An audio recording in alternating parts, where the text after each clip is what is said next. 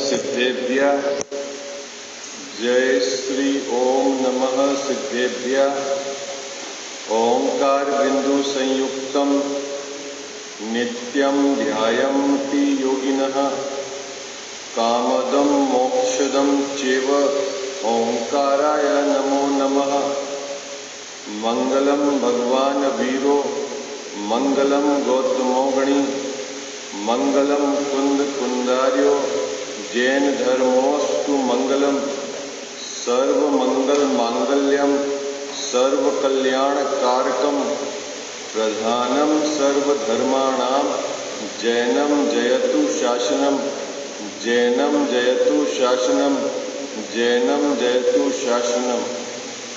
इस भव के सब दुखन के कारण मिथ्या भाव इनकी सत्ता नाश करी प्रगटे मोक्ष उपाय। प्रगटे मोक्ष उपाय। जय बोलो देव शास्त्र गुरु की।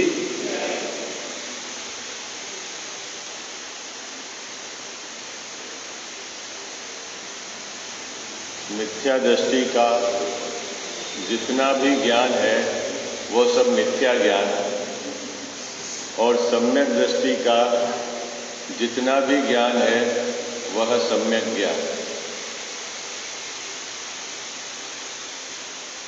शिष्य का प्रश्न है कि मिथ्या ज्ञान और सम्यक ज्ञान का बंटवारा आप ज्ञानावरण कर्म के उदय या क्षयोपशम के आधार से क्यों नहीं करते?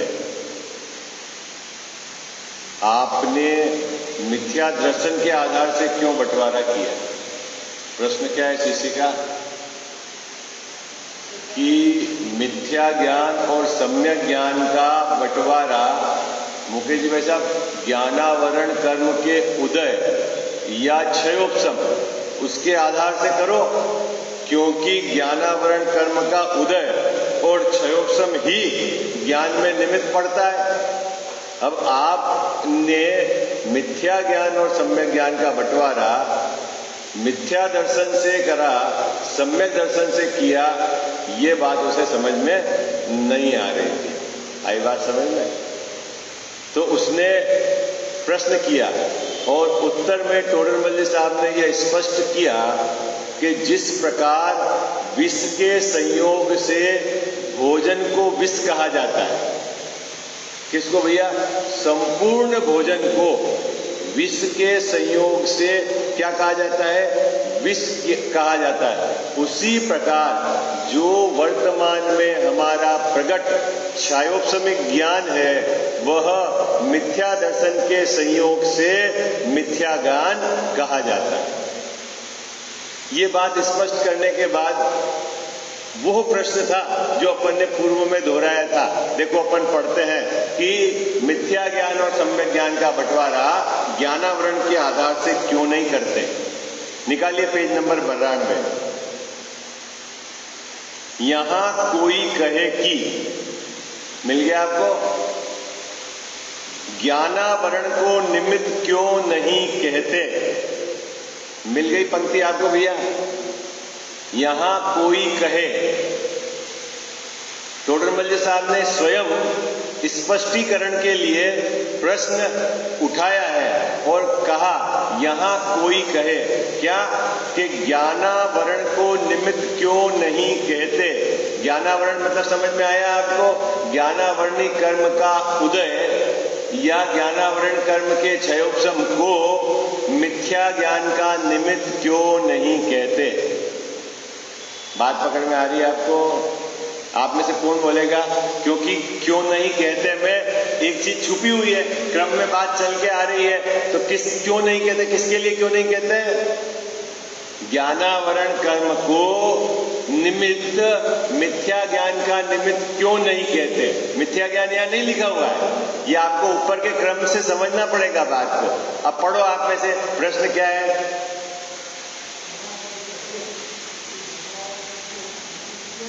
हाँ, अब इसमें एक शब्द जोड़ो आप, जैसा ज्ञानावरण को मिथ्या ज्ञान का निमित्त क्यों नहीं कहते।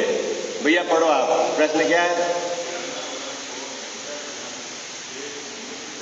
हाँ, मिथ्या ज्ञान का निमित्त ज्ञानावरण को क्यों नहीं कहते?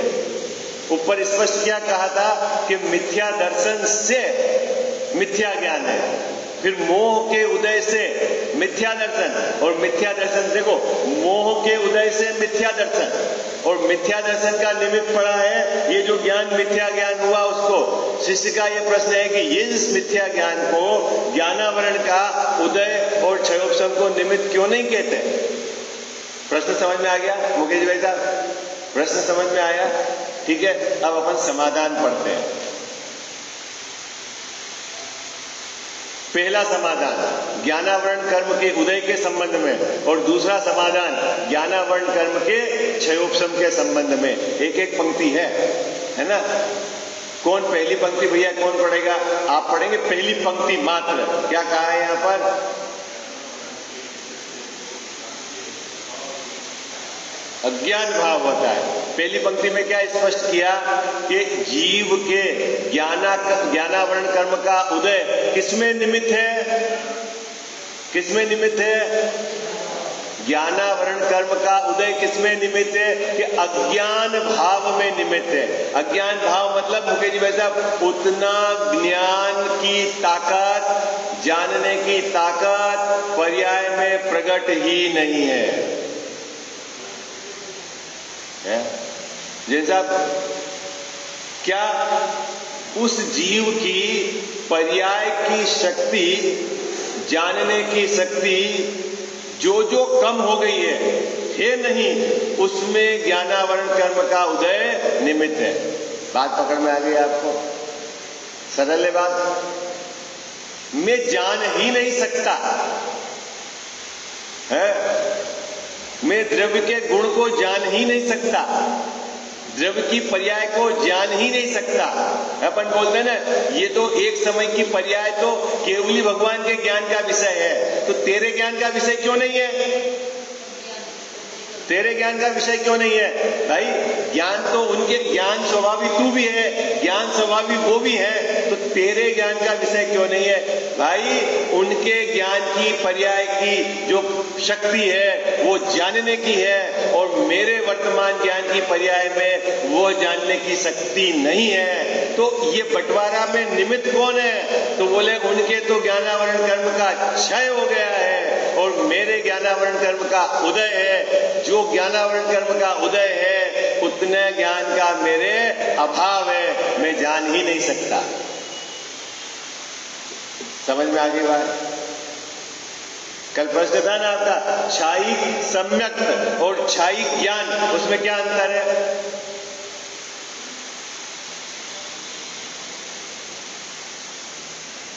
अरे भाई, आप रोज अभ्यास करते हो ना, कुछ आप घर पे भी क्षायिक दर्शन और क्षायिक ज्ञान, क्या अंतर है? क्षय किसको बोलते हैं? सत्ता से कर्म का संपूर्ण समापन, वो कहलाता है क्षय। किससे? सत्ता से। उस कर्म की हमारे में, मतलब वैसे तो जीव में कर्म की सत्ता ही नहीं है, लेकिन जो ज्ञानावरण आदि कर्म है उसमें उस कर्म की सत्ता ही नहीं है, मतलब वो पूर्ण रूप से समाप्त हो गया, उसको बोलते क्षय। तो दर्शन मोह की संपूर्ण क्षय हो जाना वो कहलाता है क्षायिक दर्शन, और ज्ञानावरण का संपूर्ण क्षय हो जाना वो कहलाता है क्षायिक ज्ञान। आई बात समझ में? अगर हम गुणस्थान का बंटवारा करें, गुणस्थान का, तो जो क्षायिक दर्शन ये चौथे गुणस्थान और उससे ऊपर हो सकता है। चौथे गुणस्थान में भी क्षायिक दर्शन होता है, गृहस्थी में भी क्षायिक दर्शन होता है। क्षायिक दर्शन है ना, भरत जी क्षायिक सम्यक दृष्टि थे ना, कब? घर में थे तब। क्षायिक सम्यक दर्शन मतलब अब उनके सम्यक दर्शन कभी भी मिथ्यात्व के रूप में नहीं होगा, और उसमें न तो चलमल अगाड़ दोष आएगा। वो है क्षयोपशमिक सम्यक में प्रॉब्लम है ना। उपशम मतलब दबाना, जैसे आप किसी को भी आप ज्यादा नहीं दबा सकते, इसलिए उपशम सम्यक की एक लिमिटेशन है, एक अंतर मूर्त से ज्यादा नहीं टिकता।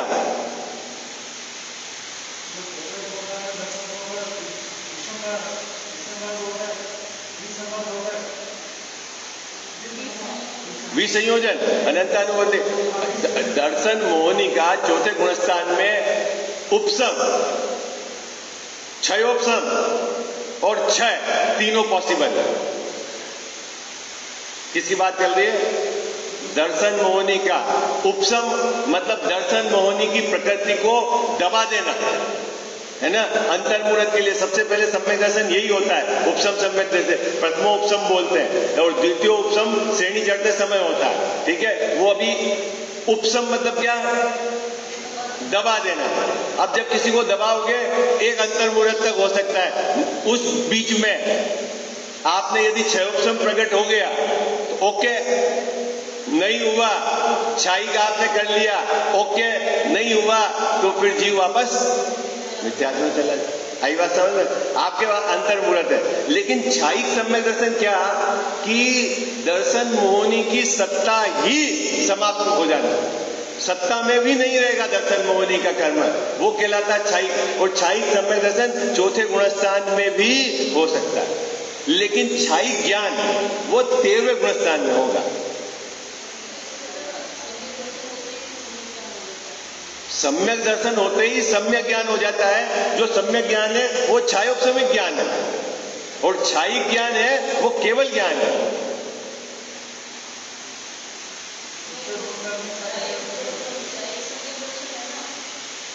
छाई सम्यक दर्शन के साथ रहने वाला छायोपसमिक ज्ञान सम्यक ज्ञान है, वो छाई ज्ञान नहीं है। केवल ज्ञान को छाई ज्ञान कहते हैं। ज्ञानावरण कर्म की सत्ता ही समाप्त हो जाना।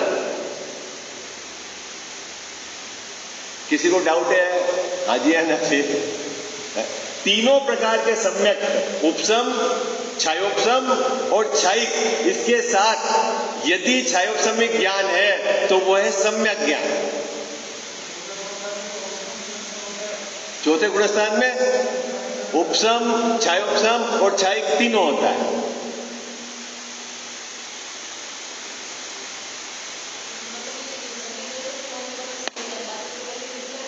मिथ्या ज्ञान है, यही तो समझा रहे हैं। शिष्य को कहा कि आपने यहां सम्यक ज्ञान और मिथ्या ज्ञान का बंटवारा यहां से क्यों करा? दर्शन से।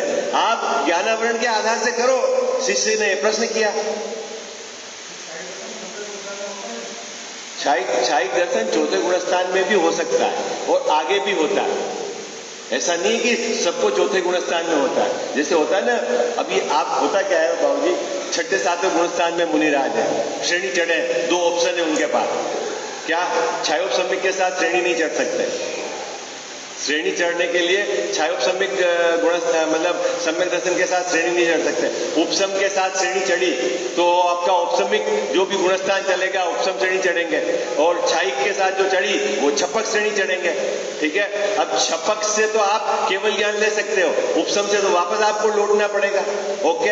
अब जब उपसम से या छयोपसम से छायिक में आप जाओगे तो वहां सभी दर्शन मोहनी की सत्ता को आपको समाप्त करना पड़ेगा, तभी आप छपक श्रेणी चढ़ सकते हो। और छयोपसमिक सम्यक के साथ यदि आप वापस उपसम करके उपसम श्रेणी चढ़ते हो तो द्वितीय उपसम है। सिंपल मैथमेटिक है, बहुत कॉम्प्लिकेटेड। आप बैठ के थोड़ा सा विचार करोगे तो सब आपको समझ में आ जाएगा। अभी अपने को यहाँ इतनी बात समझनी है कि जो सम्यक दर्शन है उसके साथ वाला जो ज्ञान है छायोपसमिक ज्ञान, उसका नाम सम्यक ज्ञान है, और मिथ्या दर्शन के साथ जो ज्ञान है छायोपसमिक, उसका नाम मिथ्या ज्ञान है। यह बात टोडरमल साहब ने स्पष्ट करी। तब शिष्य ने प्रश्न करा, क्या करा कि जब मिथ्या ज्ञान और सम्यक ज्ञान का बंटवारा आप ज्ञानावरण कर्म के आधार से करो ना, इधर से क्यों करते हो? बात समझ में आई आपको? मुझे लगता है आप लोगों को समझ में, जिनको सबको समझ में आ रही नहीं आ रही, बहुत इसमें माल है। मैं ज्यादा इसलिए इसको शार्प नहीं करूंगा, नहीं तो आपको लगेगा कि हाँ, बात पकड़ में आ रही भैया? ये अंतर तो समझ में आया क्या है निमित्त निमित्त। अभी देखो, अब उत्तर देते हैं टोडरमल साहब। उत्तर क्या देते हैं कि ज्ञानावरण कर्म के उदय से तो ज्ञान के अभाव रूप अज्ञान भाव होता है। कौन सा अज्ञान भाव? जैन साहब कौन सा अज्ञान भाव? ज्ञान के अभाव रूप। आई बात समझ में? कौन सा अज्ञान भाव? शब्द पकड़ में आ रहा है मुकेश जी बेटा? ज्ञान के अभाव रूप, मतलब ज्ञान को, मतलब वो जानने की शक्ति ही नहीं है। पर्याय की उस जानने की शक्ति ही नहीं है, उसमें तो ज्ञानावरण कर्म का उदय निमित्त है। अब जब जानने की शक्ति ही नहीं है तो उसको हम मिथ्या ज्ञान और सम्यक ज्ञान कैसे कहेंगे? वो तो है ही नहीं। बात पकड़ में आ रही है आपको? क्या कहा? पंक्ति पकड़ में आ रही है? पढ़ो आप पंक्ति, पहली पंक्ति। क्या कहा? ज्ञानावरण कर्म के उदय से तो ज्ञान के अभाव रूप, ज्ञान के अभाव रूप मतलब उस पर्याय की जानने की शक्ति ही नहीं है। अभी मैंने अपन ने उदाहरण दिया था ना, केवली भगवान को आत्मा के एक एक प्रदेश दिखते हैं, एक एक पर्याय दिखती है, अपने को नहीं दिखती है। मुनिराज को नहीं दिखती, अरे मन पर ज्ञानधारी को नहीं दिखती। इसका मतलब है कि ये जो तीन जो ज्ञान है, क्यों नहीं दिखती? क्यों कि उसको जानने की ताकत ही नहीं है आपके पास। जब ताकत ही नहीं है जानने की तो जानोगे कैसे? तो अब जो ताकत नहीं है उसमें कौन से कर्म का निमित्त है? तो कहते हैं कि ज्ञानावरण कर्म का उदय निमित्त है। एक भाग अलग हो गया, ज्ञानावरण कर्म का उदय निमित्त है, ये भाग हो गया। तो अब उसका झगड़ा तो समाप्त हो गया। किसका झगड़ा समाप्त हो गया? कि ज्ञानावरण कर्म के उदय को तो हम मिथ्या ज्ञान में निमित्त नहीं कह सकते। क्या? ज्ञानावरण कर्म का उदय, ये तो ज्ञान के अभाव रूप है, इसलिए इसको तो अपन मिथ्या ज्ञान में और सम्यक ज्ञान में निमित्त नहीं कह सकते। अब बचा क्या? क्षयोपशम ज्ञान। चलो आगे चलो, कौन पढ़ेगा दूसरी पंक्ति?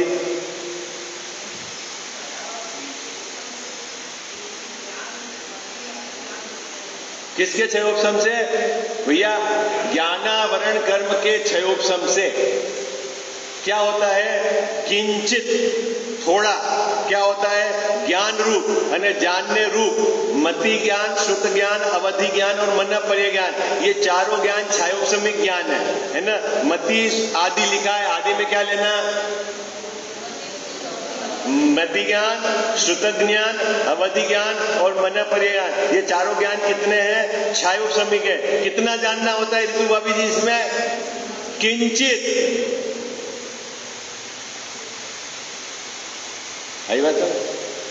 थोड़ा सा अपने को क्षयोपशम ज्यादा हो तो ज्यादा ये नहीं समझना कितना जानने का होता है। जैसा किंचित, केवल ज्ञान केवली भगवान के सामने क्या क्या है उसकी कीमत? किंचित मतलब है 1-आधा%। अरे परसेंट 1-आधा थोड़ा। तो अब क्षयोपशम का निमित्त किसमें पड़ता है? जानने की शक्ति में पड़ता है। क्या बात कही? उदय का निमित्त जानने रूप शक्ति नहीं होना और क्षयोपशम का निमित्त किसमें पड़ता है? जानने की शक्ति होना। आई बात समझ में? ज्ञानावरण कर्म का उदय का निमित्त किसमें पड़ता है? जानने की शक्ति नहीं होना। पर्याय की बात चल रही हो। और क्षयोपशम का निमित्त किसमें पड़ता है? जानने की शक्ति का होना। दोनों का निमित्त पड़ गया। अब जो जानने की शक्ति है उसमें बंटवारा है सम्यक ज्ञान और मिथ्या ज्ञान का, तो वो निमित्त कहां से लाओ?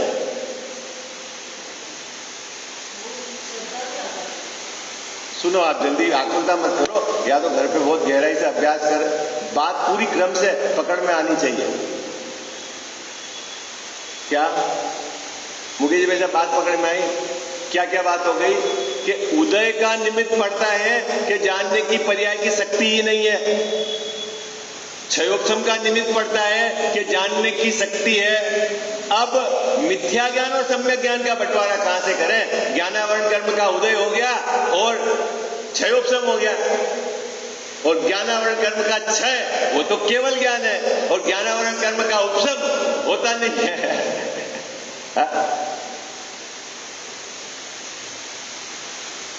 ये तो आपको पता है ना। उपसम कहाँ घटेगा? उपसम मोह मिथ्या, ये है ना, मोहनी कर्म में ही चारों घटेंगे। उपसम, क्षयोपसम, क्षय और उदय। आई बात समझ में? अघात्या कर्म में भी कोई उपसम उपसम नहीं, वहां सीधा उदय होता है और क्षय होता है। कुछ आपको पता है? अघात्या कर्म में उदय होता है और क्षय होता है। अघात्या कर्म का क्षयोपसम भी नहीं होता और उपसम भी नहीं होता, ठीक है। और मोहनी कर्म का उपसम, क्षयोपसम, उदय और क्षय। और ज्ञानावरण कर्म का क्या होगा? जैसा ज्ञानावरण कर्म का उदय, क्षयोपसम और क्षय, ठीक है। अब क्षय में क्या होगा? ज्ञानावरण कर्म के क्षय से केवल ज्ञान प्रकट होगा, और केवल ज्ञान तो उसमें तो कोई चक्कर है ही नहीं, तो वो उसकी तो बात ही नहीं कर रहे। अब ज्ञानावरण कर्म के उदय से क्या होगा कि जानने की पर्याय की शक्ति ही नहीं है, तो वो तो नहीं जानने में चला गया, मतलब नहीं जानने की शक्ति में चला गया, पूरा नहीं जानने वाला। अब जो जानने वाली शक्ति है उसको आपने कह दिया क्षयोपसम। अब जानने में सम्यक ज्ञान और मिथ्या ज्ञान का बंटवारा कैसे करें? क्योंकि क्षयोपसम ज्ञान वाला ही सम्यक दृष्टि है और क्षयोपसम ज्ञान वाला ही मिथ्या दृष्टि है। बात पकड़ में आएगी आपको? रितु भाभी जी, बात पकड़ में? कौन मिथ्या दृष्टि और सम्यक दृष्टि? क्षयोपसम ज्ञान वाला ही सम्यक दृष्टि है और क्षयोपसम ज्ञान वाला ही मिथ्या दृष्टि है। यदि क्षयोपसम को ही सम्यक ज्ञान और मिथ्या ज्ञान का कारण कह देंगे तो बंटवारा कैसे होगा? ये बात यहां पर टोडरमल जी साहब ने 3 पंक्ति में समझाई है। फिर आगे मिथ्या दर्शन से कैसे इसको मिथ्या ज्ञान कहते हैं उसको समझाया। बराबर उपयोग को एकाग्र करके समझना बहुत मर्म की बात है इस पैराग्राफ में। आपको ऐसा तो नहीं लग रहा है बहुत धीरे धीरे चल रहा है? आपके चेहरे से मुझे यूं लग रहा है कि आपको थोड़ा कंफ्यूजन हो रहा है। हाँ? आप जैसे होता है ना, जैसे आप ढोल बजाओगे वैसे सामने वाले को नाचने की वो होती है, समझ में आता है तो चेहरा प्रसन्न हो जाता है, अभी तो एकदम डाउट डाउट डाउट रहता है। क्या कही 2 पंक्ति में बात? ऋतु बाबू जी, आप दोहरा दोगे 2 पंक्ति में बात क्या कही? ज्ञानावरण कर्म के उदय और क्षयोपसम में, तो मुझे पता चल जाएगा, फिर मैं आगे बढ़ जाऊंगा। आप सही सही बता दोगे तो एक बार भाभी जी को बोलने दो। हाँ, उदय का निमित्त किसमें पड़ता है और क्षयोपसम का निमित्त किसमें पड़ता है? ज्ञानावरण कर्म का उदय, उसमें क्या होता है, और ज्ञानावरण कर्म के क्षयोपसम में क्या होता है? अब मेरे को वापस दोहराना रहा। हाँ मुकेश भाई, कौन? आप बता ना, आप बताओ।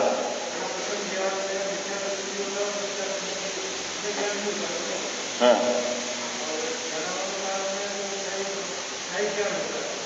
किसमें? ज्ञानावरण कर्म के क्षय में। हाँ,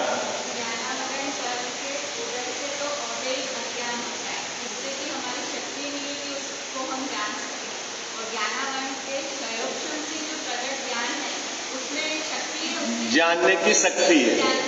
बस इतनी बात अभी याद रखो आप। क्या होता है क्षय वय? क्या कौन दोहराएगा पुरुष वर्ग में? मुकेश भाई साहब दोहरा दो क्या? हाँ, ज्ञानावरण कर्म का उदय का निमित्त कहां पड़ता है? हाँ, हमारी वर्तमान ज्ञान की पर्याय में जो जानने की शक्ति ही नहीं है उसमें निमित्त पड़ता है ज्ञानावरण कर्म का उदय, और जो जानने की शक्ति है उसमें निमित्त पड़ता है ज्ञानावरण कर्म का क्षयोपसम। इतनी पंक्ति आपको अभी याद रखनी है। कौन बोलेगा? अब मैं अभी आगे जाऊंगा, अभी और गहरी बात है। अभी आपको पहले नीचे का पायदान ही क्लियर नहीं है, तो दूसरी बात फिर वो क्या होगा? हाँ, स्वाध्याय तो हो गया हमारा, और फिर ढूंढते रहेंगे कि क्या बात है, क्या बात है, क्या बात है। कौन बोलेगा? बोलो। एक पुरुष वर्ग में और एक महिला वर्ग में बता दो आप। सिंपल से 2 पंक्तियां याद रखनी। देखो, एक तो याद रखने वाली बात नहीं, अंदर में भाव भाषण होना चाहिए। भाव भाषण का बहुत जबरदस्त रोल है। अभी मैं आपको कह रहा हूं हापुस आम, सबके दिमाग में बैठ गया ना हापुस आम कैसा है? कब आता है, कैसा स्वाद है, कितनी कीमत है, कहाँ का अच्छा है, साहब रत्नागिरी का हापुस, सब समझ में आ रहा है ना आपको मुकेश भाई साहब? सब भाव भाषण, स्वाद भी आ रहा है कि नहीं आपके ज्ञान में, कीमत भी आ रही कि नहीं आपके ज्ञान में, सीजन कब आता है ये भी आ रही कि नहीं आ रहा? और यदि मैं कहूं क्या एक भाव हूं मैं, क्या पकड़ में आ रहा है आपको? अरे भाई मैं शब्द ब्रह्म, वाच्य वाचक, ये कुछ बात समझ में आती कि नहीं आपको? मैंने कहा गायक क्या आ रहा है आपके पिक्चर में? जैसे हापुस पिक्चर में आया ऐसे गायक कुछ पिक्चर में आ रहा है कि नहीं आ रहा है? अरे आजी या नाजी के शब्द ही डोल रहा है कान में है? मैं गायक हूं, मैं गायक हूं, गायक हूं, तो शब्द रट रहे हो। गायक कुछ खबर आ रहा, हापुस आम में जैसा खबर आ रहा है ऐसे गायक सब खबर आ रहा है कि नहीं आ रहा? अरे हाजी या नाजी बोलो ना, किसके खबर आ रहा है? कि गायक में क्या खबर आ रहा है बोलो? है गायक में क्या खबर आ रहा है? हाँ, जानने की शक्ति तो पर्याय में भी है, गायक में क्या खबर आ रहा है?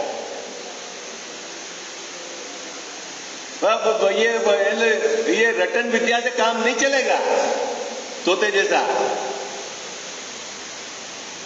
आधा घंटा है, जैसे आ गए, जो कहा सुन लिया, जो जचा वो याद रख लिया, और मौका पड़ा तो पंडिताई कर दी, उसको भी सुना दिया। क्या मतलब है उससे? अंदर में जब को आपको वो वाच्य का जो वाचक का वाच्य पकड़ में आना चाहिए, भाव भाषण होना चाहिए। बहुत बड़ा कोर्स थोड़ी है जैन दर्शन का। 50-50 वर्ष हो गए हमको स्वाध्याय करते करते, अंदर में कुछ खबर ही नहीं है अपने को क्या है, और फिर बोलते हैं काम नहीं हुआ।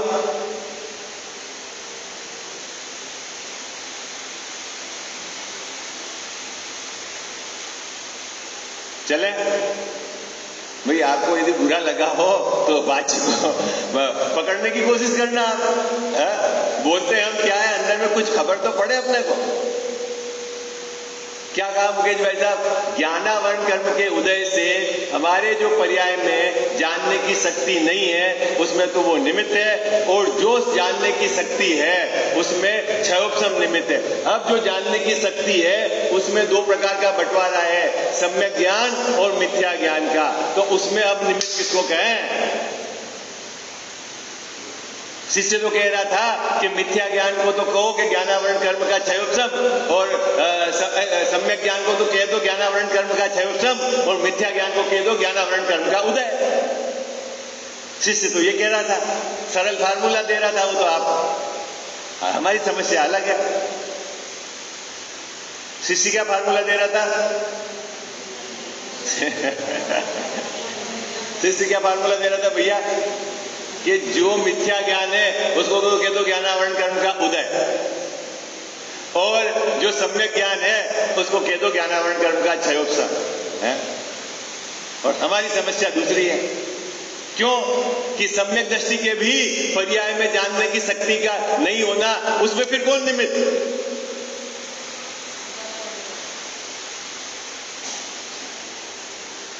और मिथ्या दृष्टि भी अप्रयोजनभूत चीजों को सही जानता है, फिर उसमें कौन निमित्त?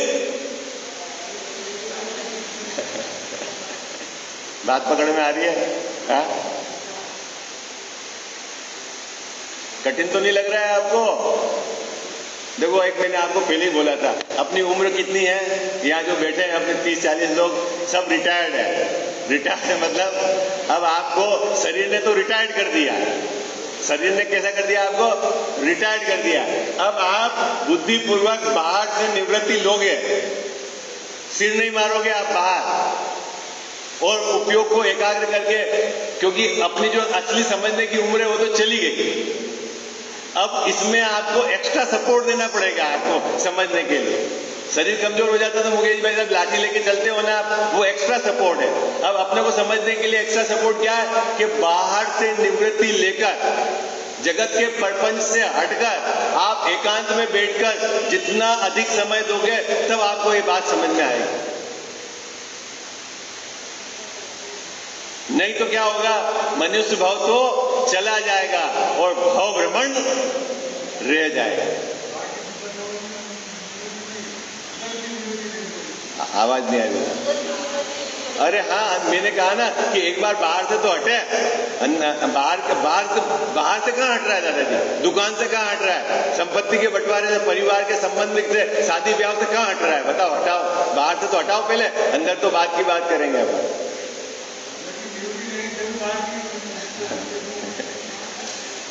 वो दोनों तरह से घटता है। अभी वो अभी अपने को निरंतर वो एक तरफ का वो हो गया ना, सुनने की बात, उसी का अभ्यास पड़ गया और उसमें भी मोटी मोटी बात पकड़ ली है, अंदर तो जो मूल बात है वो तो पकड़ नहीं पाया है ना।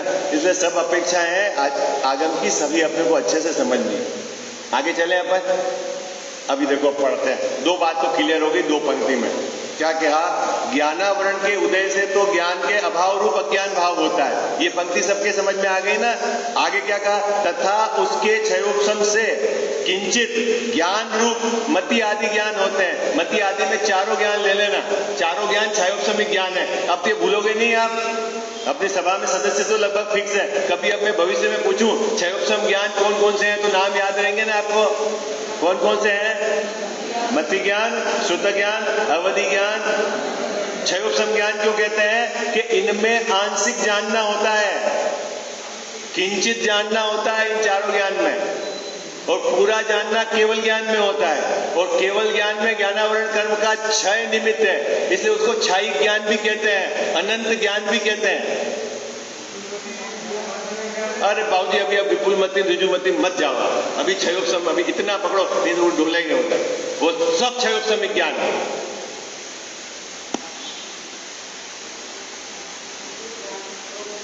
एक बार कैसे गिनना क्षयोपशमिक ज्ञान?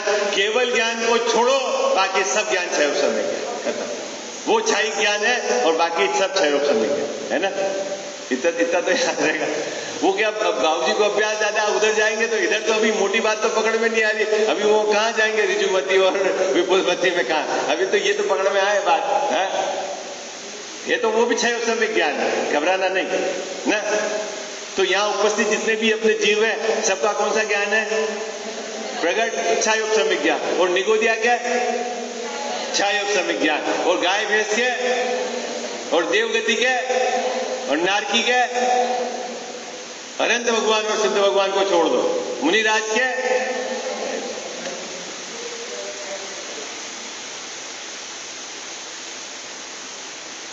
आगे बढ़े, अब आगे इतना तो याद हो, चलो।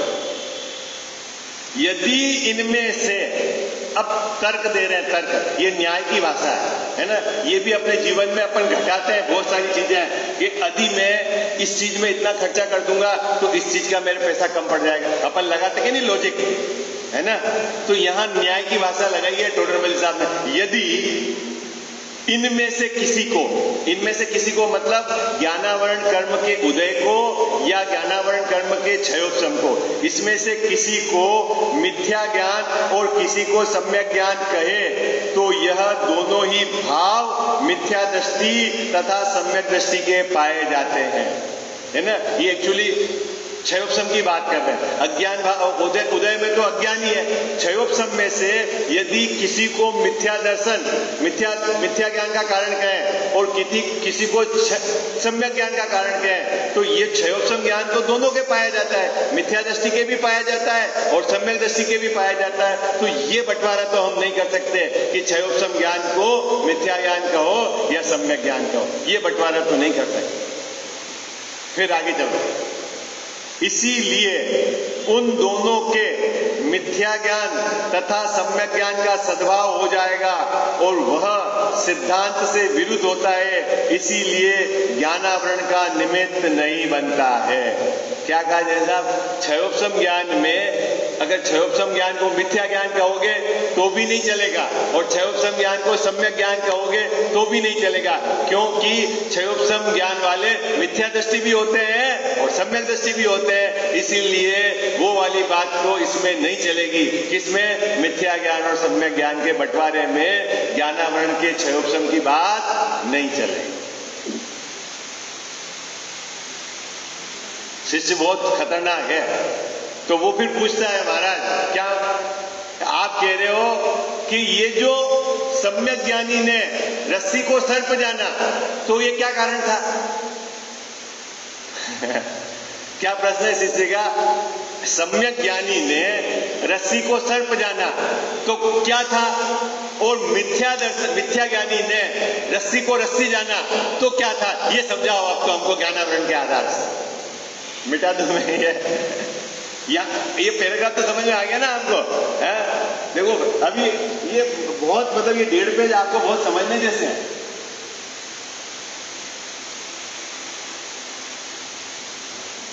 आप कह रहे हैं कि सम्यक ज्ञान और मिथ्या ज्ञान का बंटवारा ज्ञानावरण के निमित्त से आधार से नहीं हो सकता, न तो क्षयोपशम के आधार से हो सकता है, उदय में तो जानना ही नहीं होता। अब मेरा एक प्रश्न है, शिष्य कहता है कि मिथ्या दृष्टि ने रस्सी को रस्सी जाना तो उसमें क्या निमित्त है ये बताओ, और सम्यक दृष्टि ने रस्सी को सर्प जाना उसमें क्या निमित्त है ये बताओ। समझ में आ गई आपको बात? क्या मिथ्या दृष्टि उसने रस्सी को रस्सी जाना और सम्यक दृष्टि उसने रस्सी को सर्प जाना। अब इसमें मेरे को आप बंटवारा करके बताओ कि इसमें ज्ञानावरण कर्म का क्या उदय है, क्या क्षयोपशम है, क्या है क्या नहीं, ठीक है? नीतू भाभी जी याद रहेगा, आज का जो पूरा पैराग्राफ याद रहेगा, समय अपना हो गया है, यहां से अपन आगे बढ़ेंगे। कल मैं आपसे पूछूंगा उदय का और क्षयोपशम का बंटवारा, एक पंक्ति, फिर इसके आगे बढ़ूंगा। नहीं तो जैसे जैसे मैं आगे बढ़ूंगा पीछे का याद नहीं रहेगा, मैं कुछ बोलूंगा फिर आप बोलते रहोगे क्या, ठीक है भैया? सरल है। ज्ञानावरण कर्म का उदय क्षयोपशम आप कॉपी में लेके घर पे बैठ के चित्र बना के घटाना। यद्यपि ऐसा चित्र अंदर नहीं है, लेकिन समझने के लिए तो आप जैसे यहाँ बनाते घटाना कि क्या हो रहा है, ठीक है? क्योंकि अभी अपने को आगे जाएंगे तो और विषय क्लिष्ट होगा, ठीक है? तो अपने को समझ में आना पड़ेगा कि कैसे ये क्षयोपशमिक ज्ञान मिथ्या ज्ञान हो जाता है, कैसे क्षयोपशमिक ज्ञान सम्यक ज्ञान हो जाता है, ये अपने को समझना है। विशेष चर्चा अपन कल करेंगे।